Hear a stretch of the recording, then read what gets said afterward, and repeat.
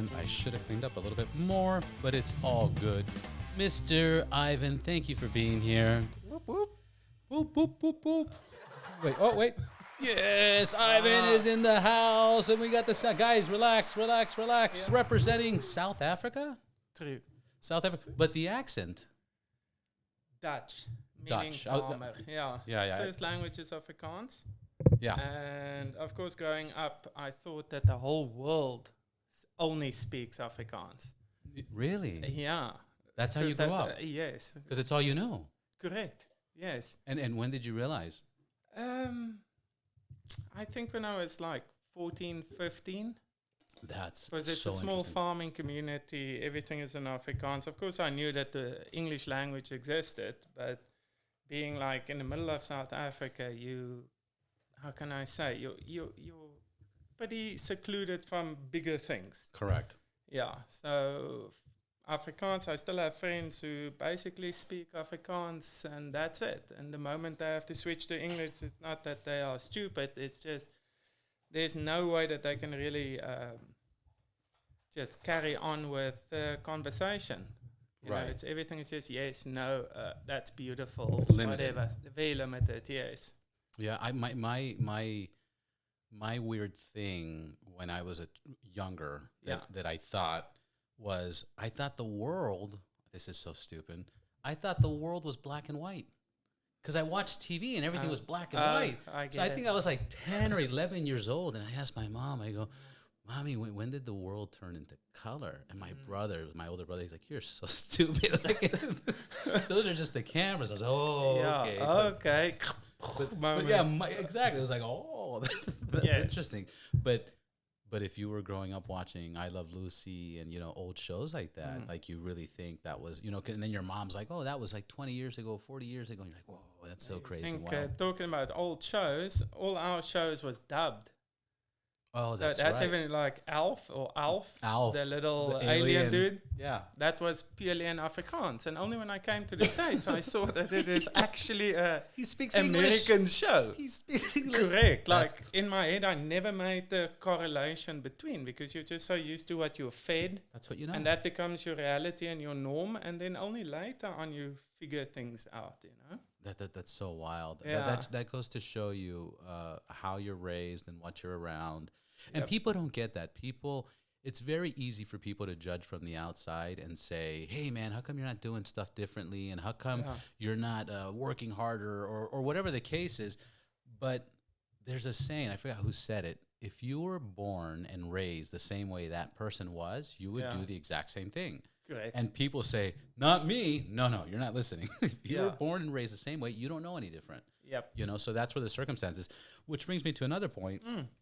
You were talking about my guest and how open they are. Oh, yes. And it's interesting because I really started thinking about that. And I started thinking about what's the link of all my guests, the successful ones, the ones doing marketing or, journalists or attorneys, detectives.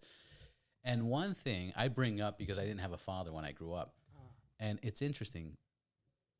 99.5, I think maybe one person said they didn't have a father, but everybody had that father figure. And it's just another, I know it's already confirmed, but it was just so far in my studies, it's like, dude, it's 99.5.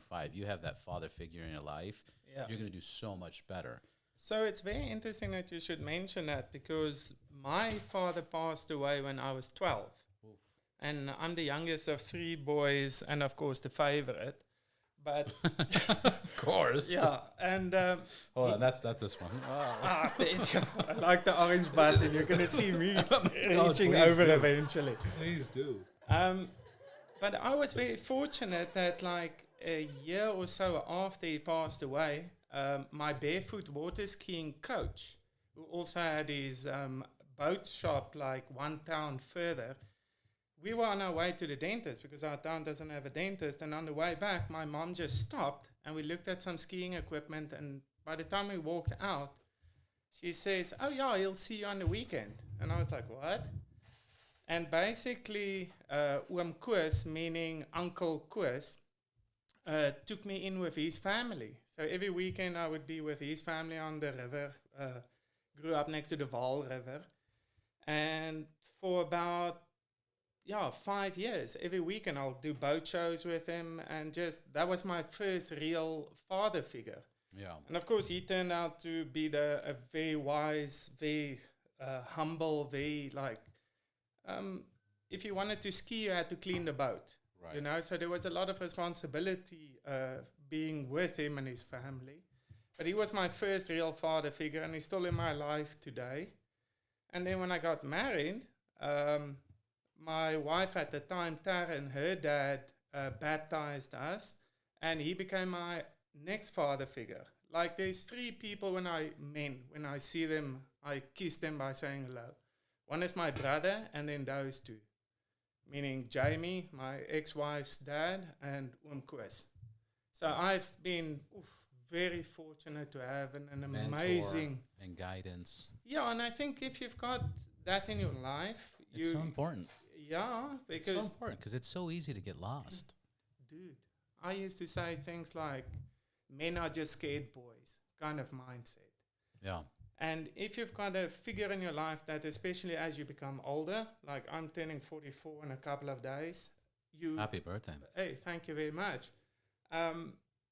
You share so much more with them. And sometimes, of course, you want the ear. Sometimes you really want the wisdom.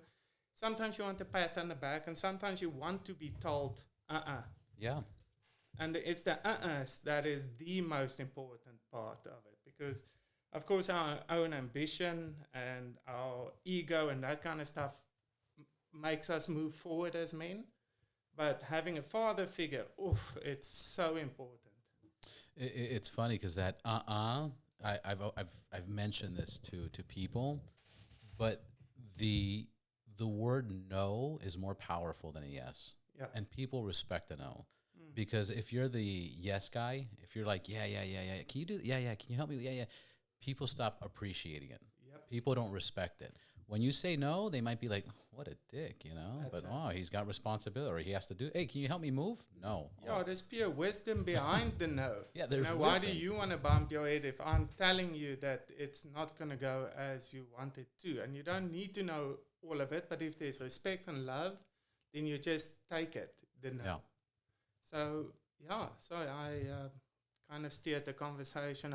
This is what my important whole... that men speak or just talk or be, I'd like to say normal, not just Normal. have the bravados of life. Well, here's another thing. The reason I love doing this, it's I'm almost at 130 episodes. Wow, congratulations. Thank you. The reason I love this is how often do you get to talk to somebody from another part of the world in another industry, ask them, can you please turn off your phone? And have this intricate conversation. And I don't know, this might end on strip clubs. I don't know. It might end on the moon. Yeah. But there's going to be some knowledge, there's going to be some growth or some information of that we want to talk about, that we want to get out there. And people are going to appreciate. A lot of people are just sitting in their car and they just want that company and hearing that information of so-and-so. You know what I mean? Yeah, something that you can relate to. Right. That's a very important thing. Also, we were talking a little bit about motorcycle helmets just before we pressed play. And it's the love for a specific hobby that also pulls you together. Right. But you can be riding, but the moment you stop, this kind of conversation continues. Right. And that's then what builds the bond. But even that's the number one reason for motorcycling, right? Yeah. But even that's limited, because how often do people actually ride? Like, I try to ride at least once a week, but that's not even enough. No. That's not even enough, and that's me. Yeah. Now, how often do people buy a motorcycle and they don't even ride it, and they take it out maybe, they put 1,000 miles on it a year? Yes. That's a lot of people. So people are still too busy. So they buy it for that purpose, but don't get to execute it. Very true. Which is another thing. Yeah. But motorcycles, I mean, have you been to the bike shed? Of course. Okay. Yeah. Yeah. So I just did a podcast with Dutch again. He was on before. We went to do a podcast. Yes. I'm going to publish it next week. But I went to do a podcast of his new updates and new programs, and it's his second year, and I'm a member there. And have you got your ring? Yeah, of course. I'm not wearing it, but yeah. Are you a member? No. Yeah. But when it opened up originally, I went for the full tour. Because of course, like the upstairs area of the private bar, and I was thinking, oof, that's where you rub shoulders with fellow enthusiasts. Absolutely. And get to be invited places and just be part of a community. Community at the end of the day. A community. And it's a great community. I became a member the day they opened, and ever since then, some of my best friends right now are from the bike shed. Yes. And they have events every weekend. They have, I think next week they're doing a casino night where they're going to have dinner and games, and it's just a cool spot. Yeah. But I went to talk to Dutch, and I wanted to get the update of how's business, how's LA compared to London. Correct. Because London's problems are different than LA's problems, Yep. you know, and the economy here is, you know. So that's what we went for. Let me tell you, we started talking for 2 hours. We did not talk about bike shed. Yes. We talked about vegans, men's health, Yep. exercising, AI, artificial intelligence. You know, we went all over the place. It was pretty wild, but I was recapping and listening to it. I go, what an intricate conversation. Yeah. You know, it's deep. And then again, when would I ever get to sit down with the owner of Bike Shed and just and have that, and have all the employees do not go in this room?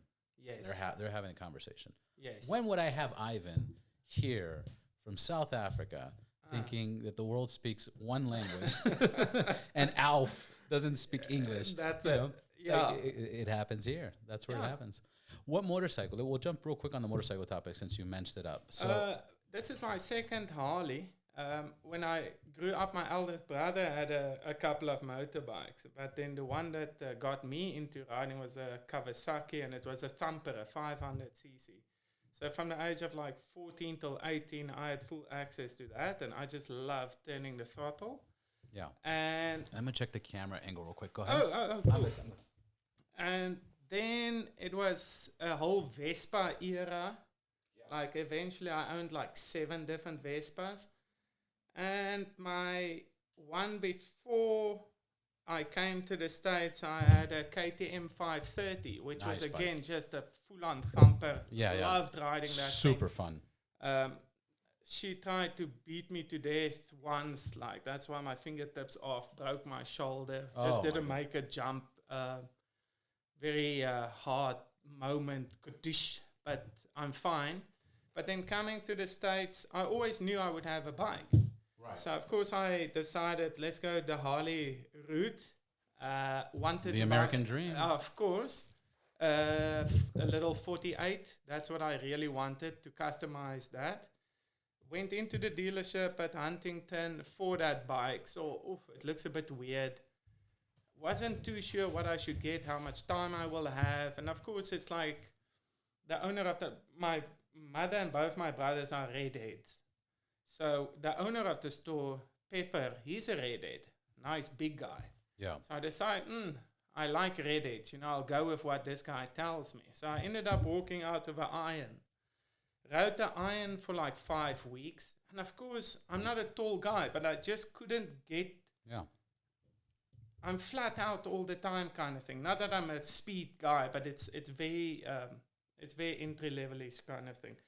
Took it back and immediately got the lowrider egg. So you had purchased it and you traded it in. Correct. That's, by the way, 95% of the people that get that bike. Within 3 to 6 months, they're like, oh my God, they outgrow it so quick. They're like, Yeah, it's a little commuter bar hopper kind of thing. And now I can do distance. I can just ride with the people that I ride with and just have amazing days. Yeah, added the bags, added the thing, added the pegs, customized it to fit my position better, and I absolutely love it. Yeah, it's a great bike. It's a great, that's a Dyna Lowrider there. It's a great bike. Yeah, I like. What year did you get? 21. Okay, so you have the Softail suspension with the monoshock. Yes, and that was just recalled. Which is awesome. And they gave me a new nut. I don't know what that whole story was about, but I got a letter, took it in, smoked a cigar, got the bike back. I was like, is that it? Yes. So it's so smooth. So Harley Davidson rider and cigar smoker. That's how we're sitting here, right? Correct. Yes. You through Perry. Thank you, Perry. Yeah, thank you, Perry. Also a cigar lounge. Like, believe it or not, 2 of my best friends here in Los Angeles I met at a cigar lounge, because it's kind of like this, where doesn't matter what walk of life. I know this is a repetitive kind of thing, but you sit and you just have stone cold sober conversations for as long as the cigar is lit. Right. So you have a conversation now for 2 hours, a week later, a month later, and eventually start exchanging numbers and thinking, wow, I spend more time with this person than I do with other friends. Right. And then it becomes cigar dates and, that kind of vibe, and that's how it goes. So do you smoke cigars? Yeah. I'm actually trying to recover some. I had a... What does that mean? I had a box of cigars. Look, this is terrible. Oh. Let's see. So before I open this up, I bought this cigar. I bought this humidifier. It's quite impressive. I haven't seen it like that. Right? What's the HF? I'll show you. So I bought this in Cuba. I was in Havana. And when I bought it, I bought Cuban cigars. And I packed it up, and then I had to move.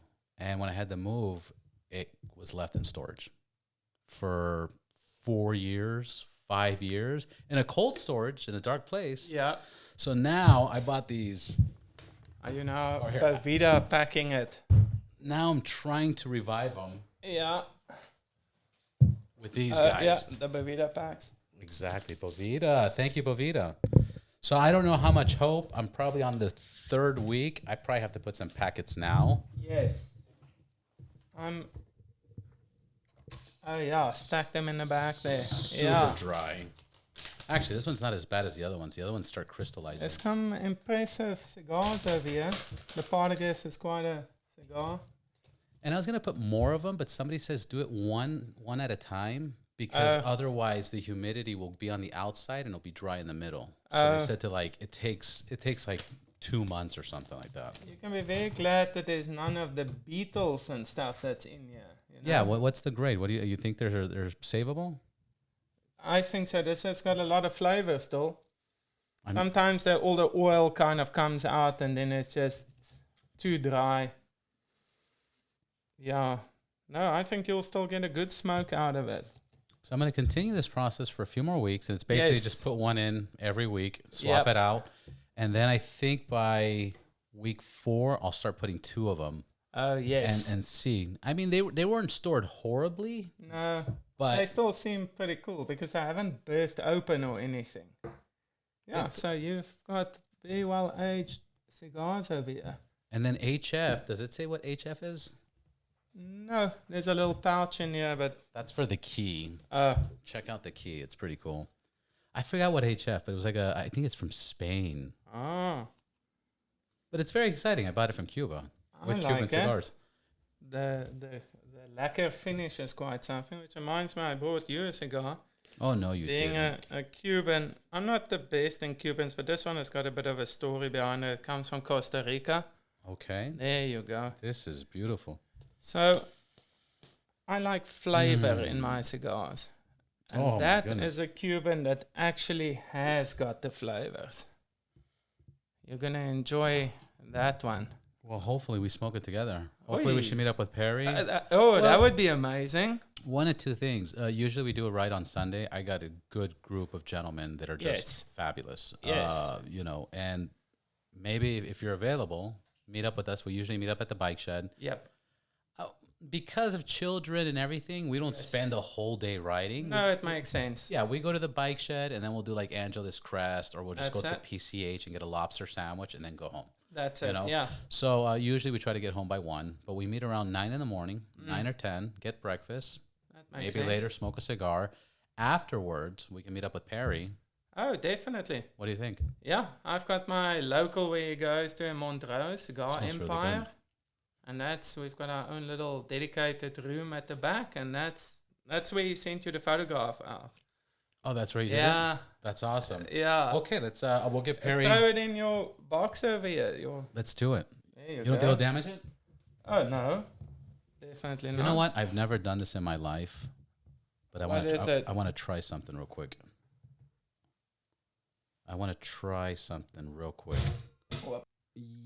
Perry, can you hear us? Yeah, now I can hear. My phone was going crazy. I don't know why. Okay, welcome to the Ride Boundless podcast. We have Perry on the phone. Yep. We're just confirming. We were just talking about cigars, and we're wondering what's your schedule Sunday afternoon so we can smoke cigars and meet up. I'm open anytime. All right, there you heard it, ladies and gentlemen. That's it. Perry, it's Ivan. I finally made it to the show. Oh, what's going on, Ivan, man? My favorite African. You see, I told you this. Yeah, you were saying that ninja, right? That's it. Your favorite ninja? African ninja. Yep. And Perry's been a guest on the podcast before. Unfortunately, I did not publish that one. Oh. We got too drunk and we kept putting the bottle in front of the camera. So, but. Oh, yeah. Sorry about that. No, so Sunday we're thinking about, Ivan and I are thinking about going for a quick ride in the morning and then in the afternoon smoke a cigar with you. Yeah. Hit me up. It'll be perfect. Awesome. We will do that. We will keep you posted. Perry, thank you for calling back and being on the show. Until next time. See you this weekend. Yeah. See you on Sunday, Perry. You've committed. Now you have to arrive. Otherwise, we're going to say, you know what? That one guy who bloody catfished or what? Ghosted us. Good, sounds good. I do know how to ride the electrical motorcycle. So. Yeah, that too will come your direction. Yeah. Actually, I've got a seat on the back. Oh, yeah. Yeah, like... No, I don't sit in the back. Come on. What, you sit in the front? What is going on? Wow, that's only the second date. I ride my own bike, man. Perry. All right, brother. Have a great day. I'll give you a call later on. All right, thanks. All right, have fun. Thank you. Okay, bye, Perry. Bye. All right, that was cool. Now you see? Now I'm going to have to do more of that. That's how we get this going. That's it. Phone is on silent. Let's talk about, we talked about cigars. We made plans. We have motorcycles. We talked about wisdom and father figures. Let's talk about your career. You have a career and you make Super Bowl commercials. What's that about? That's part of it, definitely. That's, again, another thing that I never really thought was an option when I started out. Or let me rephrase that it would escalate into becoming my new norm. Yes, I've been now 4 years in the States, and I think I've been part of like 9 Super Bowl commercials. Wow. Yeah. Only? I've been here 4 years. Yeah. I got here yesterday, and I did 9 Super Bowl commercials. It's. How does that work? Explain yourself. Sure. Where should I start? Do you want to know the road leading up to where I'm now? Because it's been a 20-year journey, or just let's start off with what brought you to America, and then how that developed. Oh, so in South Africa, I've only worked in the film industry. Okay. I've never done any other job professionally, so it's not as if I did something and then decided I'm going to do film. I basically finished my studies and started at the bottom in the industry, and then worked my way to the top. Yeah. And then my last 6 years in South Africa was the years where I was an art director and kind of everything is freelance, but I was kind of in-house at one of the biggest production houses in Cape Town.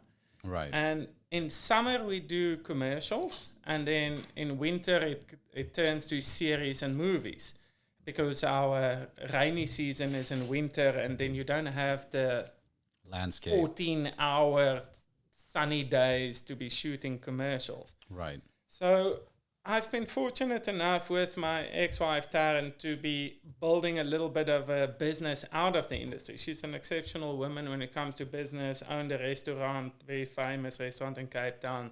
Business-oriented. Very much so. And we ended up facilitating the industry by having tools, a panel van, 2 8-ton trucks. At one stage, I had an office. Wow. And heavy-duty equipment. Yeah, and it was a lot to manage at the time, but also whatever it takes to make the job easier. And while doing commercials, what happens is, because in South Africa we're service orientated, so the brand comes there, there's a fixed budget. We are a fairly cheap crew in relation to what it is over here, meaning here I am unionized and there it was all non-union work. I also didn't even know that there was this thing as unionized work. Right. But in South Africa, I did a feature. After the fact, the producer just said, sorry, I didn't make any money on this thing. No one is getting paid. So for me, it was a hard knock by offering, all the equipment and the trucks and everything. And then I was like, whew, how do you recover from this? That's a bit tough. Right. Then fast forward by like 5-6 months, I did another commercial, and it was almost the same kind of scenario, where after the fact, you have to explain the reasons why you feel you need to get paid kind of thing. Right. And that just broke the camel's back, because there's always been two trails of thought back in South Africa. There was the pioneers who just did whatever needed to be done. So if you were art department related, they will have their own prop houses and stuff. But by the time I started, they were a little bit not so much in tune with the current hip and happeningness of, let's say, commercials. A lot of them went to go and hide more in series and features. So it was very difficult to get talking about role models. Somebody who was just ethically and morally on par. Right. So after a couple of these ticks against me and me trying to be the best that I can be, I knew that my time was up. And what led to that as was I did a feature with Jeff Mann, who did Transformers and Mr. and Mrs. Smith. Jeff Mann. Jeff Mann. Jeff. Jeff Mann. Yeah, he's a production designer. So he's done like huge things. The Secret Life of Walter Mitty and Tropical Thunder. How did you do it? Tropical Thunder, so great. Transformers, great. Yeah. How did you meet him? He came to South Africa and did a feature there as the production designer. So I decorated for him. And then towards the end of the show, because he was far from his family and stuff, he would spend a lot of time with me. And towards the end of the show, he said to me, can I take you out for dinner? And I said, of course, like, that would be so cool. And at the dinner table, he said to me, Ivan, you're the only guy who was 100% transparent with me in this whole process. Right. Because what happens is sometimes there's a lot of requests, like can we have 20 action vehicles on set, but actually there's only 12 available and nobody wants to say something or it doesn't fit in the budget, so only 6 arrives, and it has to just work kind of thing. Yeah, instead of saying what's going to happen, they kind of just like, oh, he wants 20, here you go. Correct. Deal with it. Correct. And you were up front. With everything. Yeah. And then he said to me, come to Los Angeles. Please come see how we operate. It's though that kind of planted a seed. Yeah. And then like a year or so prior to it, I did another feature with Brian Buckley. And he owns Hungry Man Productions. And there's an office here. There's one in London. There's all over the world. And with a production designer with the name of David Skinner. And we did the whole movie, Pirates of Somalia, and it was a huge success. But even like David was the kind of guy who would be very positive about things, and he would work with the information that is given kind of thing. But I didn't really have a lot of chats with him in the 3 years or so before I decided to come. Yeah. And then when I came here, of course, I had Jeff Mann on the list who originally planted the seed. And I set up a couple of meetings. And one of them was David. So I was here, I think, 5 days or whatever. And then I got hold of David and he said, well, I'm busy shooting a Verizon ad at Disney Ranch. I can come fetch you the morning. And that's in downtown LA where he lives. And I was literally living 300 yards from where he lives. So he fetched me, we went, I got to go see this big scale of how commercials get done. Yeah. In South Africa, if you're the art director, you've got one props master, one PA, and like 4 Nigerians who's literally carrying all the furniture and props around. That's your team. And here it is huge, the art department. You get your own coordinator. You get it's almost like running a movie. So I just caught my jaw thinking who's paying for this? Yeah. How the hell is this even possible? Yeah. But in any case, by day 2, David was like, so why are you really here? And I said, oh, David, things are a little bit running towards an end. Now I like saying things like, oh, I hit a glass ceiling or whatever, but there is also borderline desperation to try and wanting to grow. Right. So he said, it's fine. I will sign under DC Skinner Production Design any paperwork that you bring my way. So you do the legwork and I'll sign. So I'm like, wow, okay. Wow. So I went back to South Africa with this ripple in my step kind of thing, going oomph. I found somebody who's willing to someone get established, not someone. Exactly. Not anyone. Exactly. And it took me 2 years to finalize all the paperwork. And in that 2 years, it was quite a mission because I was busy training for a full Ironman, started a new relationship with, which is now my ex-girlfriend, and at the same time trying to get myself out of the country. Now, very respectful, it is a third world country, so you don't just pick up the phone and say, cancel my phone line, or right. I need to hand in my gun, which paperwork do you fill in? And there's the emotional side, there's I had to sell my house, I had to sell my trucks, and there's a specific time that all this can happen, and it can only happen once I've got the paperwork. Right. So when it's real. Yes. So 6 weeks before arriving here, I did challenge Raft, the full Ironman in Germany. So that also kind of borderline broke me because I would work 6 days a week on a feature film, train from 8 till 11 at night kind of thing, and just trying to maintain that. So it's a lot of vitamins, it's a lot of very healthy food. It's like burning the candle at both ends. A lifestyle, yeah. Which is one hell of a coping mechanism, and also a very, how can I say, self-absorbing kind of thing, but it kept me focused. Right. I think sitting on an indoor trainer on a bicycle for hours and running treadmill, and it's a very rhythmical, you swim in a straight line, you run in a straight line, you cycle in a straight line. It's a discipline. Oh, definitely. That's it. It's a discipline that you apply, and by developing it, it applies to other things. Oh, it does.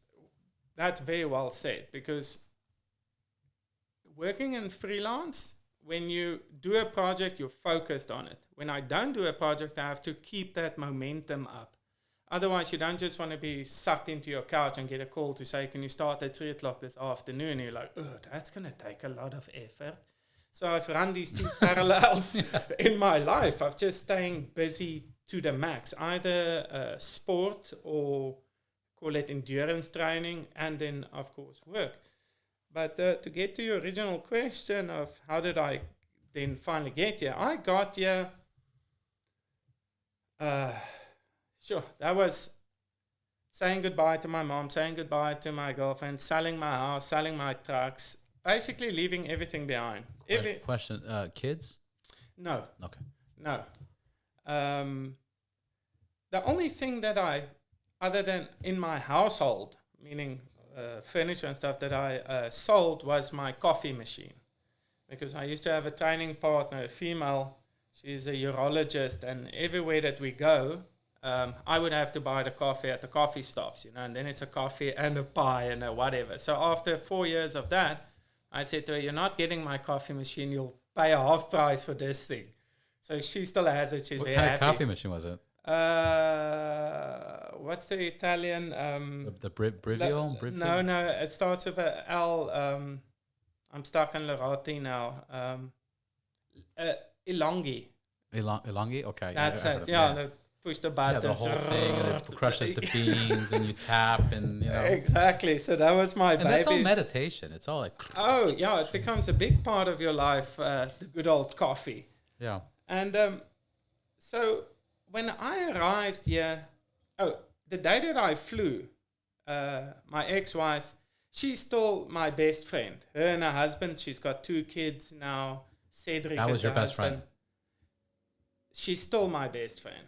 She stole your. Wow. No, she didn't steal my best friend. Like, wow. I was like, She is still my best friend. she So steal your. I'm very I'm glad so that happy didn't we- get lost in translation. It's like, Okay. I don't know. There we go. I would like to know what the comments would have been. She stole my girl. What? Yeah, like, woo!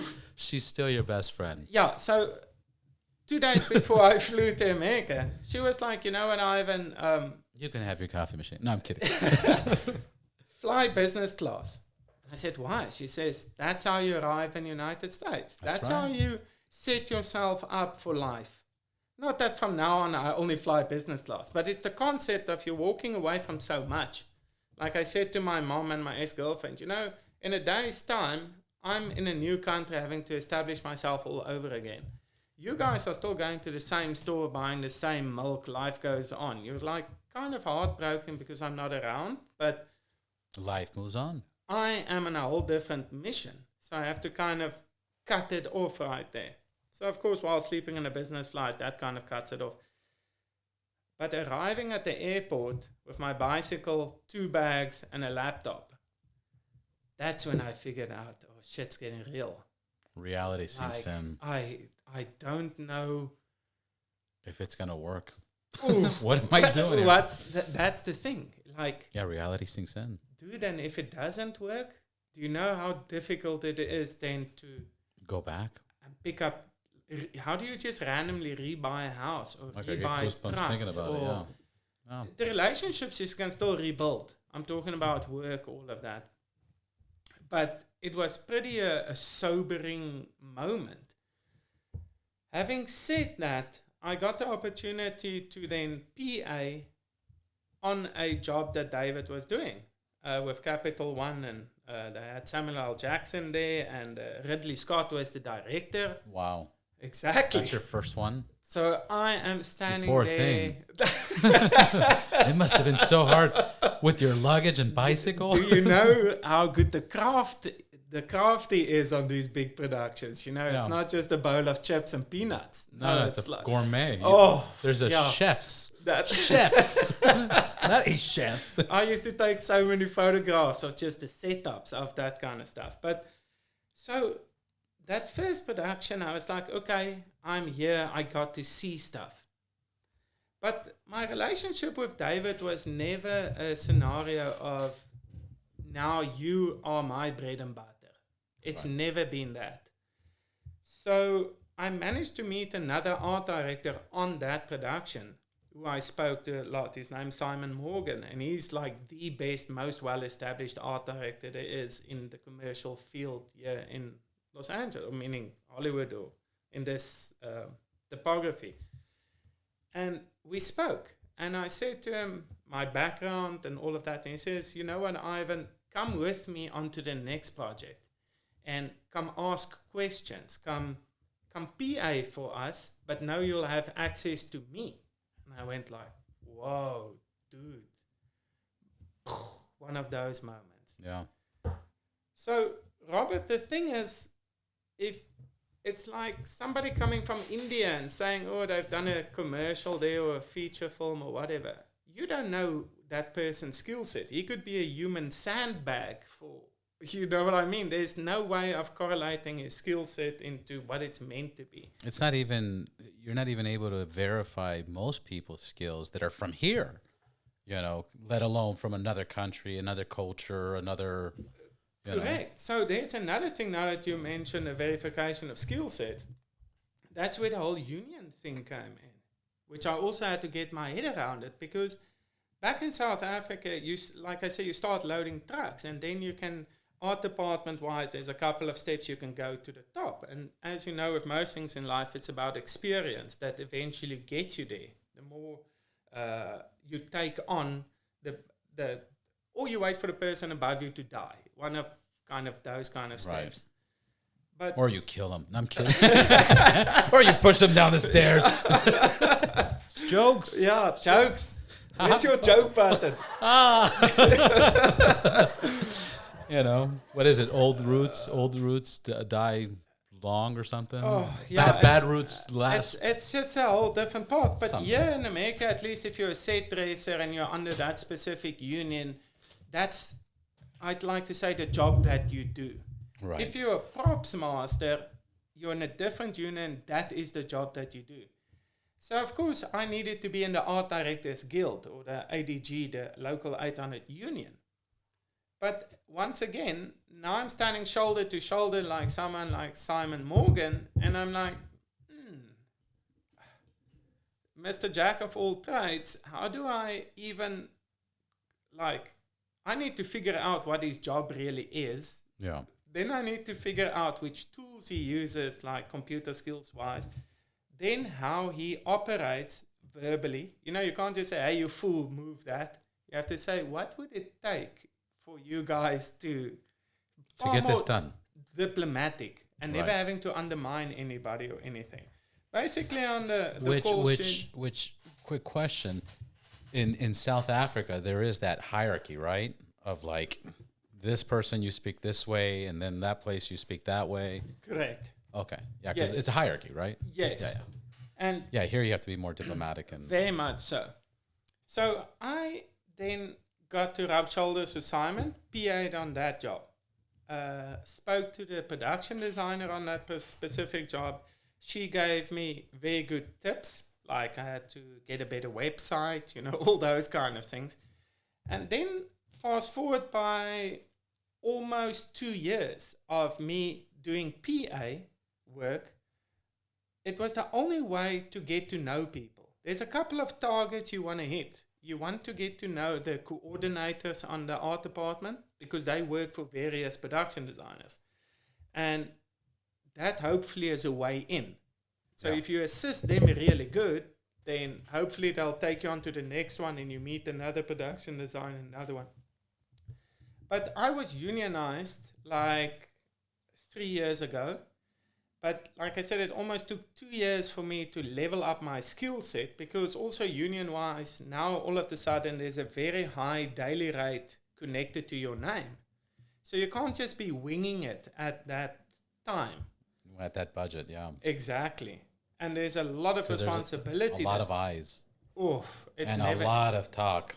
Definitely. Another term that I learned while being here is called kicking the can down the road. I've never even heard of that term until I came here, and you sit in meetings and nobody really takes responsibility. It doesn't matter, but a term kicking down the can down the road.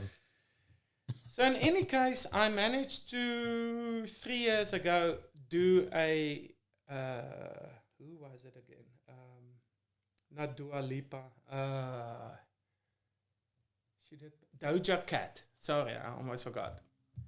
Doja Cat did a Pepsi commercial, and then I assisted on it, but the production designer and the director didn't see eye to eye 3 days before the shoot started. Oh, no. So the production designer walked off the job. No. So they were like, now we need to replace the crew.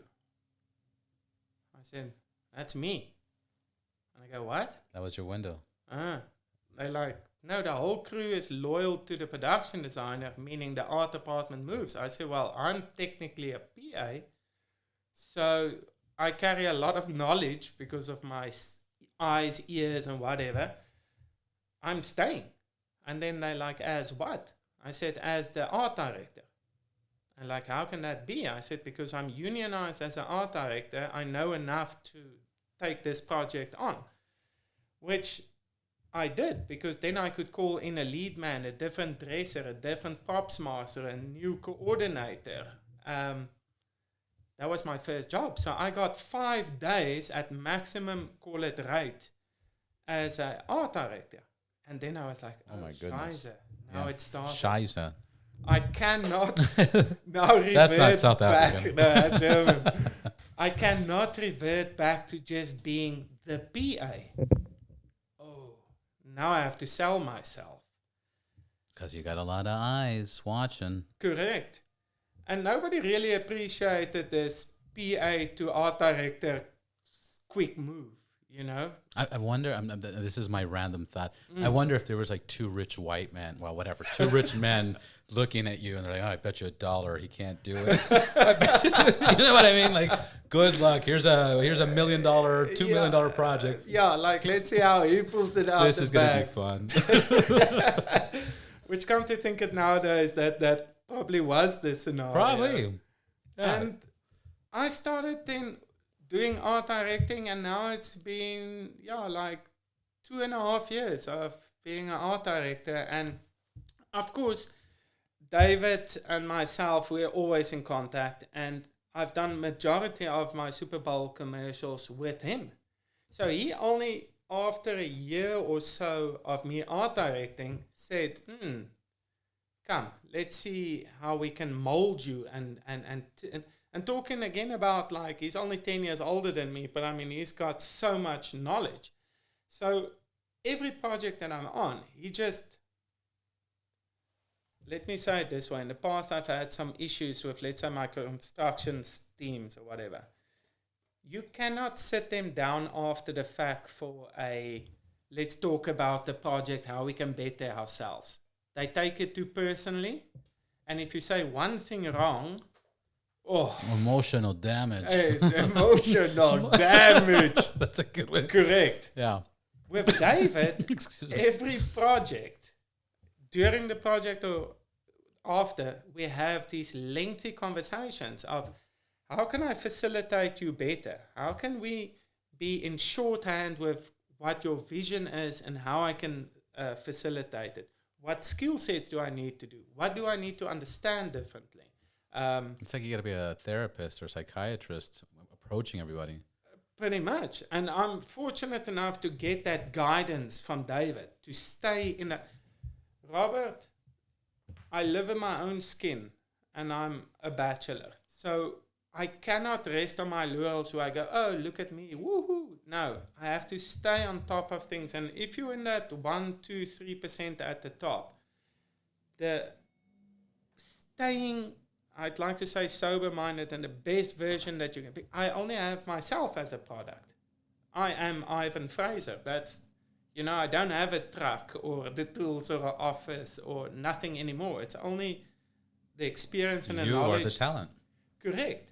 So I have to better myself on each and every production. And then thank God to somebody like David who will spend time and energy and share knowledge. I'm just keeping on. That's how you eventually do 8 or 9 Super Bowl ads, by just staying on top of it. Being consistent and taking advantage of opportunities. Correct. And I think what I get out of the message that is the biggest take is showing up. You mentioned earlier where you were like, without the discipline, you make the excuses of like, I don't want to get off the couch. Yep. I don't want to go. That's a lot of work. I don't want to do this. And the funny part about that is that's a double-edged sword, because one, you're fighting your mind about being lazy. Yeah. And then at the end, it's like going to the gym. Nobody wants to go to the gym. We force ourselves to go to the gym. Some days we like it, most days we don't. But what happens with your mind is your mind's like, don't go to the gym. You get hurt and it's cold outside and it's rain and this, that. But at the end of the day, your mind says, you fucking idiot. You didn't go to the gym. You're so fat and lazy. Your mind plays that double game. But the takeaway that I'm getting on this is you showed up. Yes. And when it didn't pay, you still did the work. Yep. And when it didn't pay again, you still did the work. And when you had an opportunity, you took it. And when you had to make a decision, you executed. So that's extremely well said. And that's one of the expressions that people undermine a lot, where it's as simple as show up. Correct. Show up. I think it's in Will Smith's book. Will Smith talked about it in his book. He was doing the rap career. He was doing great, blah, blah, blah, blah, blah. Comes to L.A., and I think he did like one TV appearance, and then he had nothing. And then he had a girlfriend. He was staying at the girlfriend's house, and then there was a point where she's like, hey, enough is, one of his friends died. So he was like bummed out. They like killed him in Philly. Yeah. And then there was just a moment in his career where he just wanted to hold his girl and be in bed. And after a few months, she was like, stop. Yeah. Stop. Go. You're friends with Arsenio Hall. Go over there. And he's like, what am I going to do there? He goes, just hang out. Yep. hang out, say hi, shake hands, just show up. He goes, but nothing's going to come out of that. And long story short, he met one person. Yep. They changed contact information. He got a phone call 4 or 5 months later. Fresh Prince of Bel-Air, Will Smith. And it was a girlfriend saying, get out there. Yes. And the thing is sometimes we don't have the girlfriend or the parent or the father or the brother to say, hey, get off your ass. Yes. You know, and that's huge. Well, now that you say it... You can't just blame it on your good looks and your hair. No. Which is a wig, so by the way. It's a what? A wig. No way. No. That's it. I'm like, what? Yeah. There's no way. You're born with hair like that. You're 100% correct. Like, one of my favorite sayings is also, every day is a test of willingness. Right. And it's, like you say, it's about showing up. That's why I also surround myself with, like, athletes. Because if you cycle at 6 in the morning, that means that's when the train goes. You don't arrive at 6 and then find a tap for your water. No. That happens the night before, filling your bottles and stuff. You're there at 5:30, stretching it out, and, you know, there's discipline. That's what I'm trying to say. Yeah. And that is something that definitely is part of a lifestyle and not just a new summer fad because I want a sexy body or whatever the case may be. For summer. That's it. Yeah. And that discipline also, that reminds me way back then when I was younger. In our little town, my parents we had a farm, but we also had a liquor store, what we call a bottle store. So if I wanted a new wakeboard, and a wakeboard is 800 rands, I could work and make bags of ice or help sell the alcohol in the liquor store during a Friday afternoon. Then I would do the kitchen at a friend of mine's parents' restaurant at night, work there. And then on Saturday, I would work in a manufacturing plant for cow supplements as a forklift driver for my uncle. So that's 60 rands I could make in a weekend. But if I was at the halfway mark of 400 rands to the 800, my parents would give me the wakeboard. We would always meet halfway. Same with a pair of sneakers. Because you put in your effort and you went out of your way. And correct. So that gets instilled from a young age that I don't want to say it's by the sweat of your brow, kind of you have to swing a pick or an axe, you know, and right. But it's definitely, I think a lot of people will tell you the 10 reasons why something doesn't happen. I'm more like, if you live in expecting things to happen, then you can definitely pounce on those opportunities. And yes, there's bad stories and then there's coincidental stories and whatever. But hero stories. Correct, but staying consistent is the most important. You know, my journey is definitely not over. Like, I will keep on growing, keep on being the best that I can be in a lot of ways. I'm also go through the ups and the downs, don't get me wrong. If I finish a project for one whole day, I basically just have to lie down and watch TV. Right. Just to recoup from being that bloodhound of information, you know. It's right. Just to call it detox from just that overstimulation of information. Yeah. Two things come to mind. One, Super Bowl commercials. I had a roommate back in the days, and he's a director and is really good at his craft. And one day I brought him a deal that it was a project called The Real Thing. I got a little producer credit on that, which was awesome. But Mario Andretti, the race car racer, he showed up in it, which was awesome. And this guy built this car, and it was a Boss 494 motor. There was only like 9 made for Mario Andretti. But when they installed it in the car, Mario Andretti couldn't get a lap because it was so powerful that the Mustang was a unibody. It was one piece. It didn't have a separate chassis. Yeah. So when he tried to go around the track, it would just, and then they just got rid of the motor. Long story short, I met a guy, he bought the motor, and he got a builder, and this builder was building like this $600,000, with this motor 494 badass thing. Yes. My point is, the project paid okay for us back, 14 years ago, 15 years ago. Yeah. But he was hesitant, and he was like, I don't want to do this. And I go, well, why not? He goes, because I want to make movies. I go, like make movies. This is just side money. It's just a little project. Because you don't understand. If I work into this, there's a big chance that I'm going to get stuck making little commercials or little small docs. Right. And then I was like, get out of here. Well, guess what?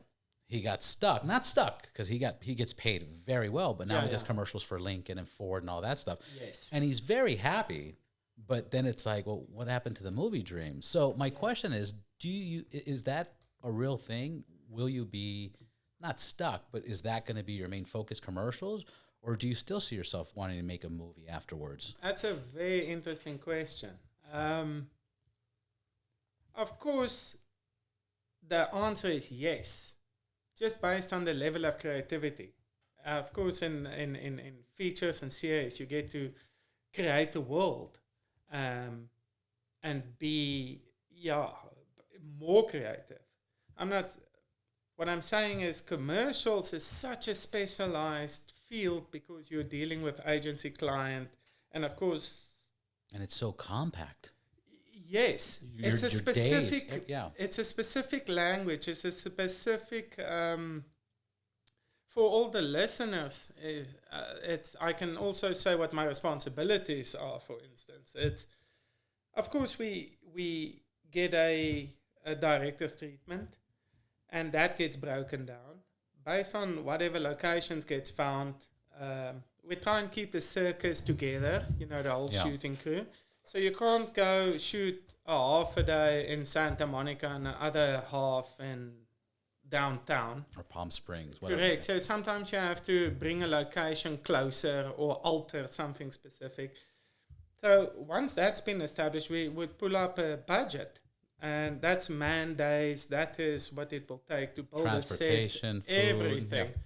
And that gets handed in, and that is then your original pitch. So if that gets given a green light, then we can start on the actual project where, of course, later on the storyboard comes in. But the agency will send you, if we're doing a commercial for Coca-Cola, this is the brand packet. So you can't alter our typography or change the color of the red or have blue in the commercial because maybe subliminally people think it's Pepsi. Or so you're very much stipulated, I'd like to say contractual wise, but to the brand. Right. If you shoot a vehicle, you can't just shoot it from the front. They'll tell you the new headlights with the dimming function or the dashboard is the most important. So only a 3/4 can be shot, and we can't see it next to a guy that's got a punk because maybe people will think now we're only selling to a punk minority or whatever. So there's all these brand guidelines and things. But my main job is then also to build the sets. Bring the action vehicles. I oversee graphics, the manufacturing of it. If we shoot at Warner Brothers backlot, for instance, and we've got all those buildings, everything needs to get repainted. All the window shop fronts needs new logos signage, or decals, or So at the end of the day, I end up making a whole presentation, which is a visual art department, including illustrations of what the location or place will look like after it's been altered or modified. And that visual representation that is like 60 pages long then mimics your budget. So if we are requesting $500,000 for art department, they need to kind of see what it gets them visually. Right. You have to create value for it. Correct. And that is my biggest responsibility in the union commercial world. And the moment you flick to series or movies, it's more just about the construction side, but creating worlds. I don't want to say all I do is plug fireplaces and build doctor's offices, but it's very brand specific. And of course, I would like to be part of something big again. In South Africa, I could switch between the two, and there's only a couple of people who had the aesthetics of working in commercials, because this week you'll work with the Swedes, 2 weeks later you'll work with the Americans, then with the Germans. So you had to stay very focused, and then wintertime series or movies, and it's freer, it's more creative, it's just as hardcore. But the obvious question would be, it would be amazing. Imagine me catching my jaw here, being exposed to the scale that we do commercials now, I would love to be part of huge, like, going to Atlanta for 6 months a year and see. Imagine they offer you your next big movie, your dream come true, and they're all South Africa. You're like, so I've jokingly in the past said, please let me go there so I can help whip people into shape. And that, I know that's a very arrogant statement, but let's just alleviate the bullshit. Right. Let's just manage expectations. Yeah. And having an insider's, I would be I could become that guy. Yeah. That's what I'm saying. But yeah, features, that would be amazing. I think that's a natural progression, or that will always be the longing. And it seems like it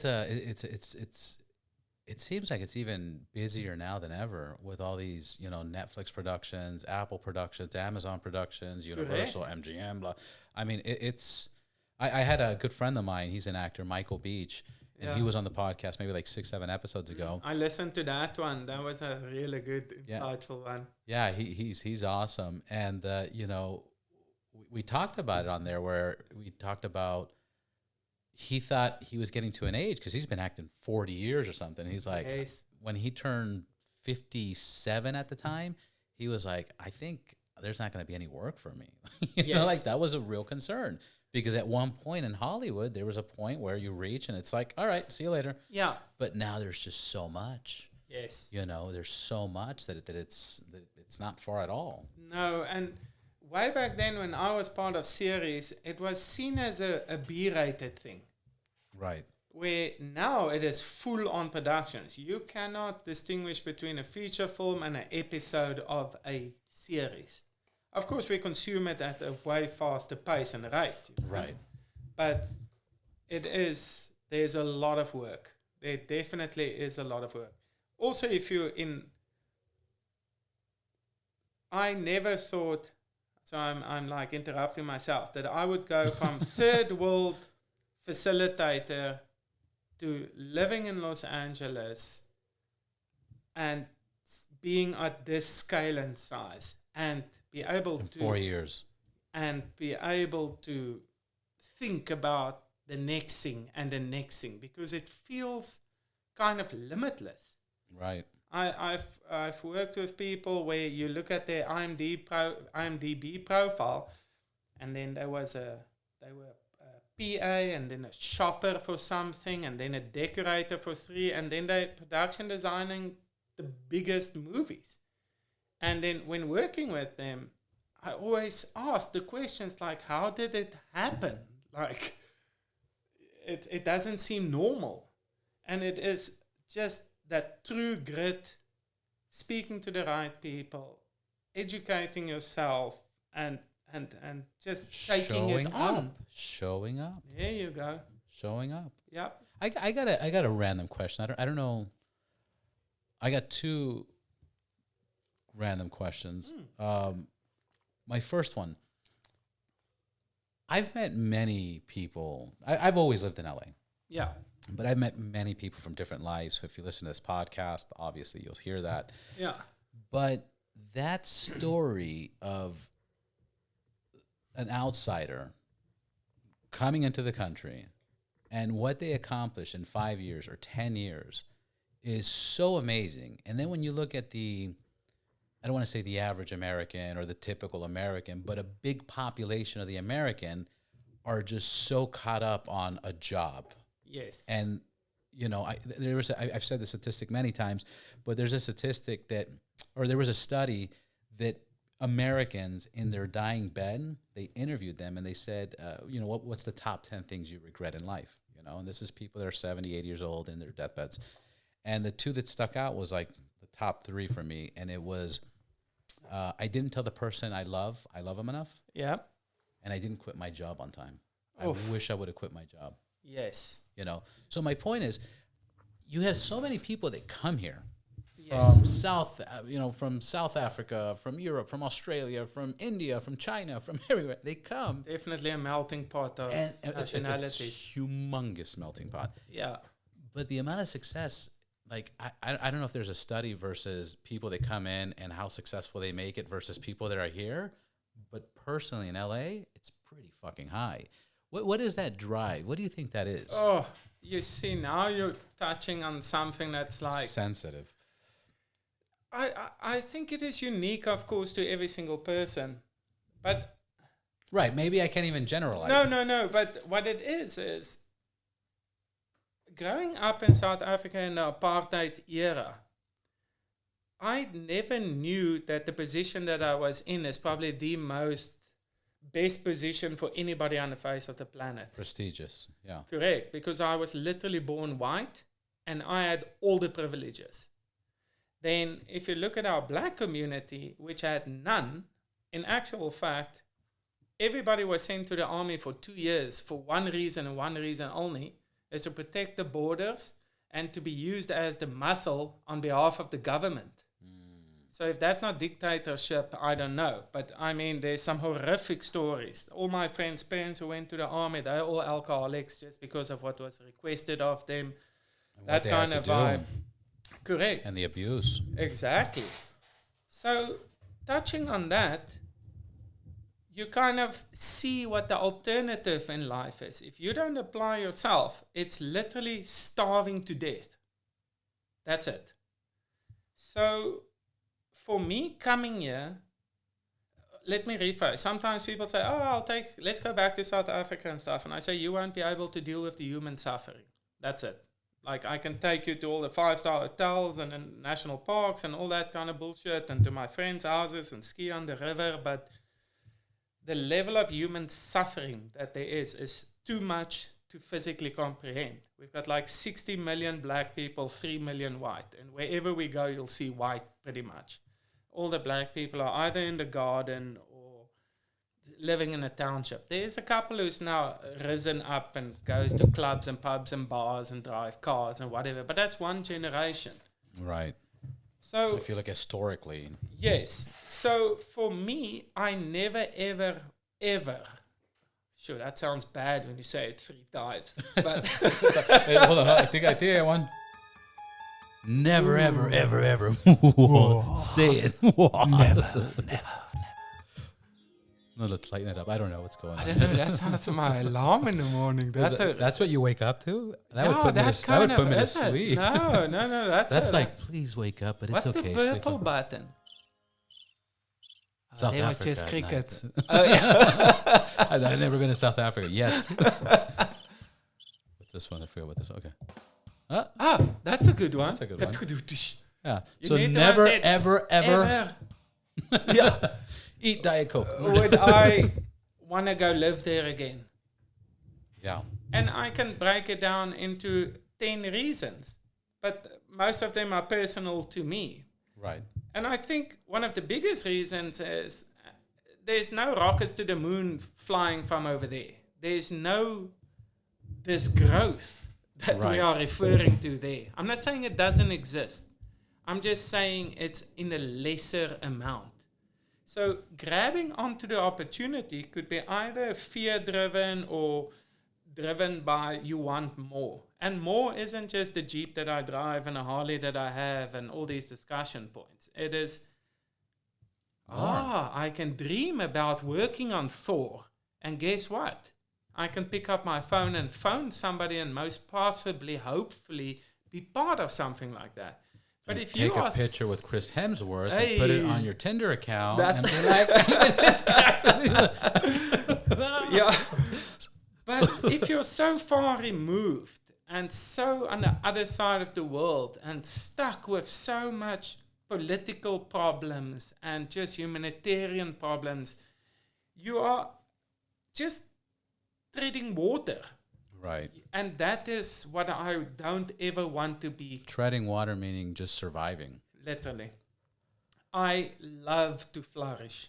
I love to travel. I love to see things. I love to meet people, which is also a big, it's part of my personality and stuff. But I just can't see myself being in that mindset of, this isn't going and that's not going. And, there's no electricity for 2 days. And those are all reasons for stuff not to happen. Yeah. And I don't like stacking up reasons for stuff not to happen. And that's easier said now that I'm so far removed. I still have my mom there. I still have friends there. I'm not negative towards the country. I'm just saying where I don't want to be. Because I've been able to establish myself in where I want to be. You have a vision.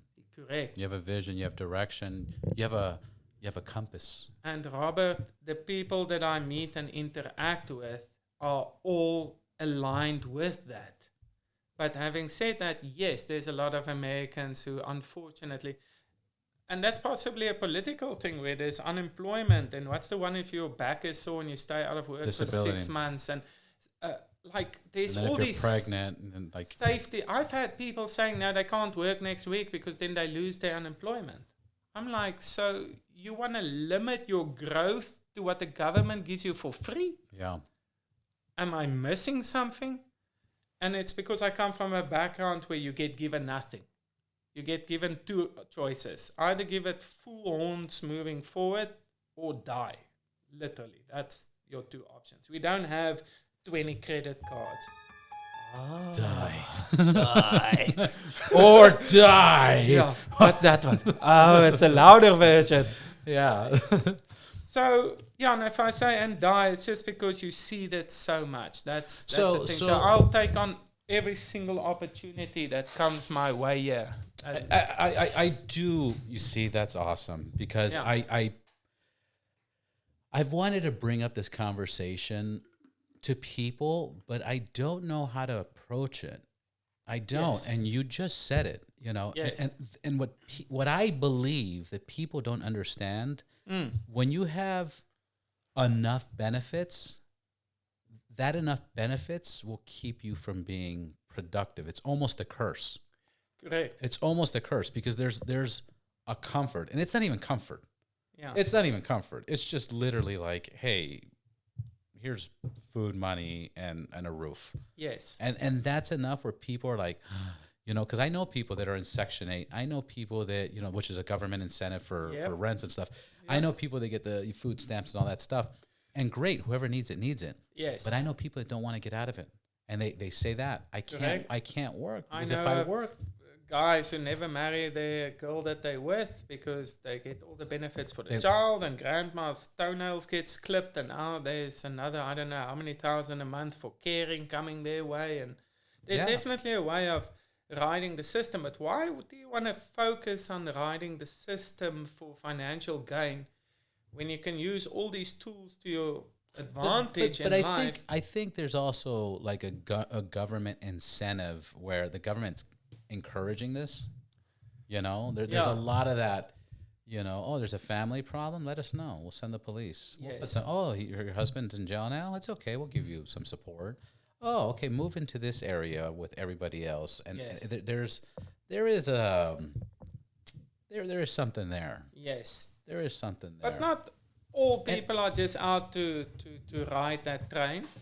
Right. I must say that's not the question. The question originally is why do so many people that come here become so successful? Yeah, but you just said it. Yeah, it's easy for me to look at you and be like, bro, 4 years? Are you, dude? That's amazing. Woo! Was that magic? How did you do that? Yeah. But then you look at the way you were raised and what you had access to and the options, and then racism or no racism, minorities, abuse, not abuse, medical, no medical, maybe like nobody knows the back story, and that's another eye opener that, I never got into the details because I've done it myself where I'm like, all right, so-and-so just came from Armenia, I have a lot of Armenian friends.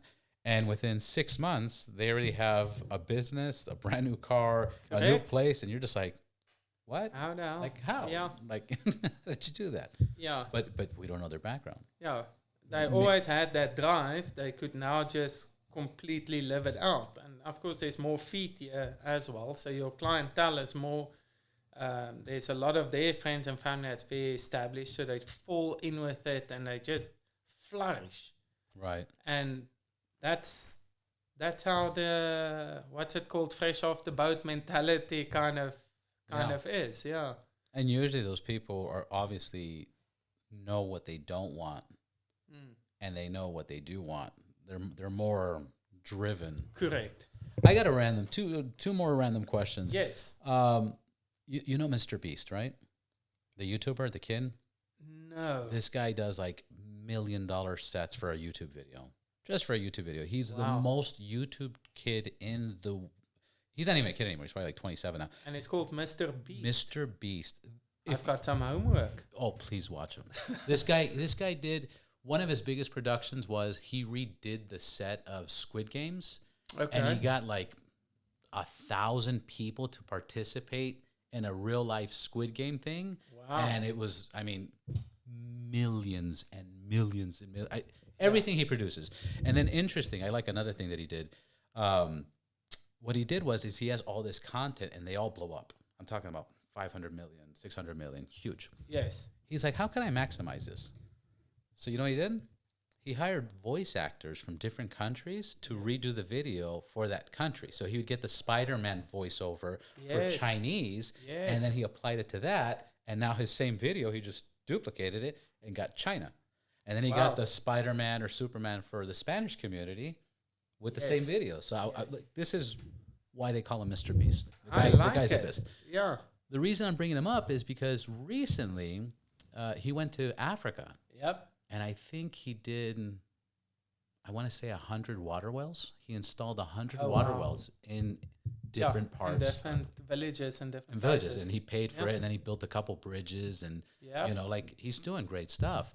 And there was a foundation that was kind of offended and said, hey, how come the white Mr. Beast comes here and does this? And he gets all this attention and we get no attention. Yes. And I wanted to see what your thought of that would be, because it was kind of like, well, because he installed 100 whales, you know, and brought water to thirsty people that die from thirst. I think NGOs has got a lot of backing, but they also stretch it out into oblivion. You know, and sometimes they have a little bit of a separate reason for being there, where somebody like Mr. Beast comes in and he just bloody does it. Yeah.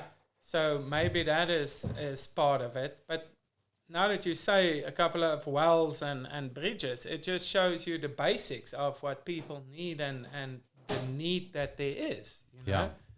Like water. Even a flushing toilet, that is something that I think 30 million people back in South Africa just doesn't have access to.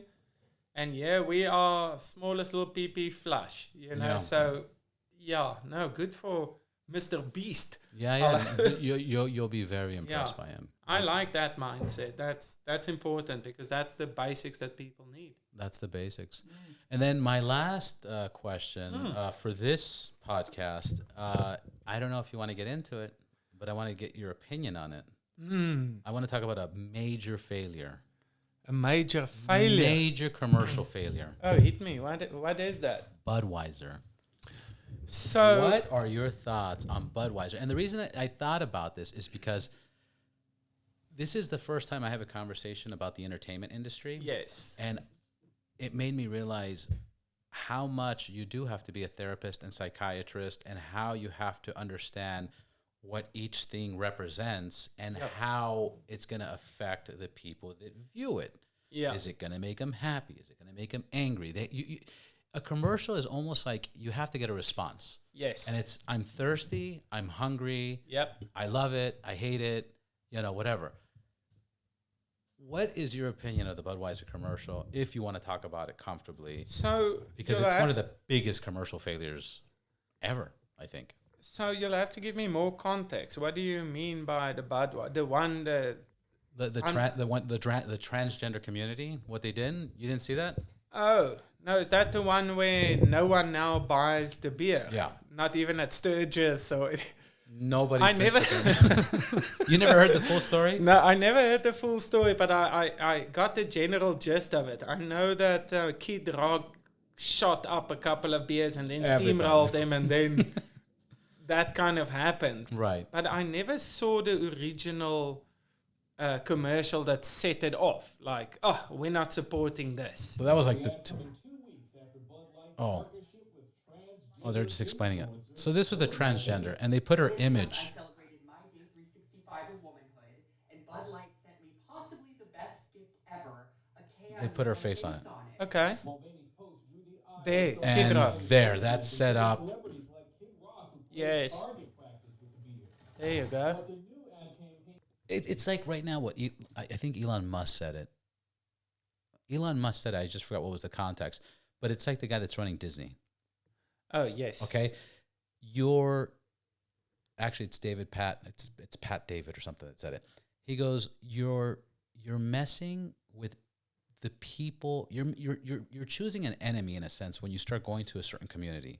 And that enemy is the parents of the kid. The parents of the kid is the one that turns on the TV, Correct. is the one that buys the Disneyland tickets, Yep. is the one that drives on parks and all that stuff. Yes. And when you're going to start having, transgender in a theme park, encouraging girls to dress up like boys and boys Correct. like princesses, Yes. now you're starting a war with the parents, and the parents are going to say, no way. Yeah. And now if you look at Disney's major loss, Disney is, billions of dollars Yes. they've lost. So I'm not saying to choose or not choose, but Yes. to try to force an agenda on other people, it seems like it's bad. Yes. What would I want from your opinion?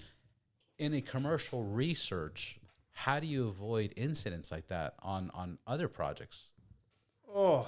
And again, this is something No, I might what happens is way back then when mobile phones came out, a lot of the commercial was how it flips open, which button to push, mom phoning, voice recognition. Then it went to lifestyle, kids in a convertible on their way to Palm Springs through the desert and doing little videos. It wasn't about the actual phone anymore. So there's like these transitions. But they should have seen, because by the time we get it, all that research must have been done, because it's not they that. have a team. Oh, of course, yeah. It's not the That's first not and only one that the agency pitched to the client.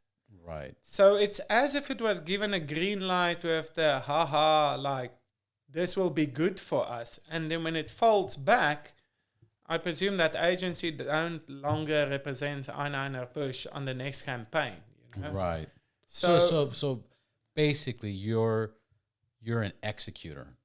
I'm an executor. You're definitely. Not. You're not doing the script writing. You're not passing it through legal teams. No. You're doing the thing. You are. That's it. We are the the executor. executor. Yes, yeah, we are on the production side.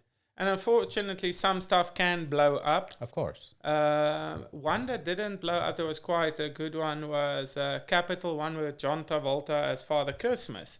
Right. That has now been a huge success. And let's say it wasn't a huge success. I still got paid. Right. If that makes sense. Yeah, it's not that I'm distinguishing myself from my only take on the accolades or whatever. But the chances of it, especially with today and the social media and the cancel culture and just things like Elon bought Twitter, you know what I mean? So he's the biggest platform in the world. So gone are the days of owning the newspapers, back in the days of smoking cigarettes and having endless whiskeys in the New York Times and stuff. Now it's one big global thing. You mean LA Times? Where? Yeah. Oh yeah, where am I now? West Coast. Yeah. So it's just so much power in what goes and what doesn't go, and nobody. And then there's a point that nobody really knows what's gonna trigger or not trigger. Exactly. That's why I never want to become famous or rich. Because they're going to start like, oh, but he said this, he said that. And you're like, but that was taken out of context 20 years ago. So now I lose my house and my everything based on that. And that is unfortunately a very harsh reality of what's happening today. Like, there's definitely envelopes that shouldn't be pushed as far. Nobody likes a bearded Cinderella. Or I don't. Let me rather rephrase it to that. And it would freak me out if I had kids and I had gone to Disneyland as well. I would immediately just not go anymore. Just based on a very basic principle. Right. So, and even that is unique to how you were grown up, your belief system, your tolerance Your to religion, bullshit, your belief, so many things. Yeah. So if that one failed for them and they took a big knock, sorry to hear. I don't know. Yeah. But that is the power of advertising. That's how strong it is. Like, it's insane. Like, how many people actually follow through and take visual cues. Watch it? Yeah. Oh, it's amazing. Yeah. All right, and then one more. I got to get in there. What's your favorite commercial? What like growing up till now, what's a commercial that you're like, that was just so good? Wow. That's an interesting one. We used to have a commercial for Pantene back in South Africa where this cowboy stops by the water and his horse is busy drinking, and then he takes his cowboy hat off, and it's just this like, like he's been riding for days, and then he dips his hair in with the perfect Pantene bottle, and he does it, and then out comes this Indian on his thing. And he's like checking him like, what the hell? This is a good time to pounce on him or slit his throat or whatever. And you think it's going to happen. And then, nope, they share a Pantene bottle because now it's like a little bit Brokeback Mountain kind of. That's a pretty good commercial. Yeah. Then there's like, that was a very good one growing up. And one of the art directors that I used to work with right in my beginning, she actually did it. And really? I was like, what? Like, now it becomes tangible, this whole commercial industry. Like, wow, who would have thought I would ever be in the presence of? But marketing-wise, there's the classic old Pepsi machine and then 3 quarters and then putting the 2 Pepsi cans on top of each other so that the kid can stand on them to get the... That's extremely clever. Yeah. If it was up to me, I would take the whole Harry Potter, which is the one with the Eye of Endor at the top. It's a Harry Potter, or what's the other one? Maybe, I'm not sure. The Hobbit. The Hobbit. I would have taken that 3 episodes and right at the end, taken that ring, Coca-Cola machine, put it in there. That would have been the longest commercial in the world, but I bet you Coca-Cola would have flourished if there was a Coca-Cola machine at the top of the thing. So, yeah. Or the old classic Budweisers with the frogs. Budwise? I haven't seen those. So they had so they always had these 3 frogs, and they did multiple of these commercials, and it'd be like a swamp or something. Yes. And then one frog would be like Wise, and the other one would be Bud, and then another one would be They're like Bud, Wise, and then they would tune in. They would tune in. Yes. But there was 2 male frogs, and then a female frog comes in. So one's like Bud, and then the girl's like Wise, and then Bud, Wise, and then they see the girl, and then he goes Bud, and the girl goes Wise, and he goes It was so dumb. You can't think that they can stretch that out into version 7 eventually. Oh, there was like so frog many speech, Yeah, but those were fun. Ivan, until next time. I really appreciate you coming. Thank you for the opportunity. I mean, it was an hour and 35 minutes. Is that a record? No, I had 3 hours. Oh, let's push all your buttons then till of drinking. Oh, the one that didn't make it. Yeah, no. That one made it. That one there was. I think there was marijuana on the table. It was very legal here in California. Guns. Oh my God! Yeah. Actually, the episode I just published, this was all covered in guns. Oh, nice. Yeah, it was pretty cool. Yeah. Was there some serious gun and knife collectors? And it's amazing how, like, I've kind of upped at my EDC in the last 6 in America. It comes with your kit when you fly in. You got to choose 20 of these for your pocket. I've got the ultimate fidgety toy just in this pocket. It's like, and you picked up the Jeep? Oh, yes. Yeah, you got a Jeep? I heard you say that earlier. A friend of mine borrowed America! Fuck yeah! A friend of mine borrowed it 3 weeks ago. Where was I? I think in Mexico. But in any case, he sends me a photo saying, my Jeep's phone mount is like this American brand with the American flag on it with a bullet. Yeah. And my radio is set on country. And he goes, fuck, man, you're more American than most Americans. And I just thumbs up emoji No, back. you're know? supposed to say yeehaw, motherfucker. Yippee-ki-yay, motherfucker. That's what you should have done. But yeah, no, when it comes to collecting, people here collect a lot of stuff. I've got one friend, also an Armenian dude, he collects guns. And it's like, What are you going to do? What are you going to do? it's huge. Yeah. It's like the stuff we shoot at the range in Burbank is more like, ha ha ha, here's my, I don't know, Smith & Wesson Bazooka. .3. But then he's got like the one with the scope and the silencer that you see on sniper movies. Yeah. It goes out to a range of that, and you're like, okay. What are you doing? Yeah. Are we Yeah, filming? yeah. No, and it's another grip, and it's another this and that. Maybe I should look at the one when everything was packed out here, and they'll refer to, I've got more at home. Yeah. Now I can imagine. I don't know why, but what comes to mind is Arnold Schwarzenegger and yes. Sylvester Stallone. They're battling when they were making movies together. When they were making movies, Yeah. there was a moment where they were kind of like enemies, Okay. and it was like, Sylvester Stallone did Rambo, and then Big Knife, and then Arnold was like, all right, Commander, and then Sylvester did part 2, and he had a bigger gun, and then Arnold was like, I gotta get a bigger gun. And Who came out with the double? he started coming out with the helicopter. He would detach the The Gatling gun. because they were just competing. Yeah. Like bigger, more. Yeah. And that's what it is. You start getting your EDC, and then you're like, Yeah. wait a minute, I need to add.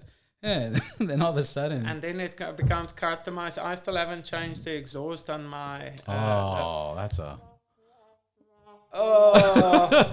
I know stock my one exhaust. friend, he also looked at it the other day and he said, you know what, this bike is still very stock. And then I go,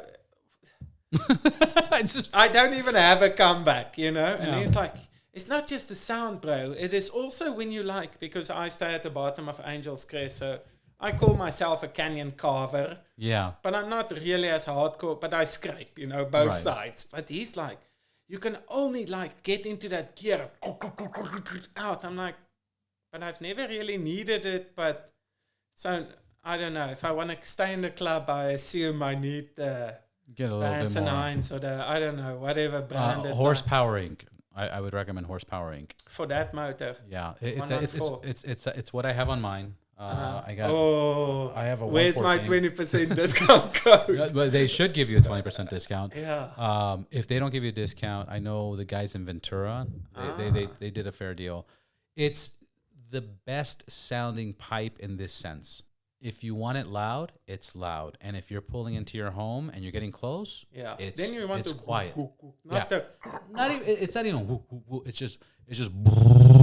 But it's like a. It sounds like a sports car. Loud. Yes. But once you're off the throttle, like you can go in your neighborhood and you're not being a piece of shit. Like, oh yeah. Yeah. And it's so far, I've had the Vance and Hines. I had everything great exhausts, especially the slip-ons are affordable and everything else. But Yeah, it's the they more. just It's make the, sound. it's the most horsepower that I've had from any other pipe that I've had. But And again, now there's did millions you of change them. the crank on it as well to match it, or is it not a whole stage? No. I did a stage 1. I did a stage 1. I did the full exhaust, not the tips. Yeah. And I got the 2-to-1. Okay. So because I have the double pipes. Yes. I didn't want all the extra weight, so I ripped all that off. Yeah. So, So have but- you got a dummy on the back now on the one side? No, I left it No, empty. just left I'll it show out. you the bike when we finish. Nice. Yeah. We should have finished 2 minutes ago already, man, so I can see your bike. Yeah, let's go. We should have started with seeing the bike. That's a wrap, Ivan. Thank you so much, brother. much for the opportunity. Anytime. And looking forward for the next one. Oh, definitely. Thanks, Albert.